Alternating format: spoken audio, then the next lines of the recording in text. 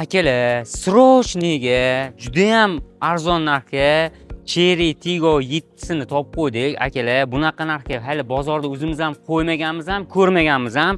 Srochni bosib oladigan joyi egalari shu biznesga pul tikayotganlar uchun, umuman pulni boshqa maqsadda ishlatayotganlar uchun sotib yuboryaptilar. Oppoq 2023-yil 66 ming probegida kraskalar top-toza bemalol ko'rib tekshirib olsangiz bo'ladi deyaptilar. Hatto propan balonlargacha o'rnatib qo'yilgan. Narxini taxmin qilib turing. Taxmin qilganingizdan ham arzon qo'yadigan bo'lsak, like bosib qo'yasiz. Toshkentdan arzon qo'ymayapsizlar deganlar uchun mana endi nima deysiz? Bemalol kommentariyani portlatib olsangiz bo'laveradi.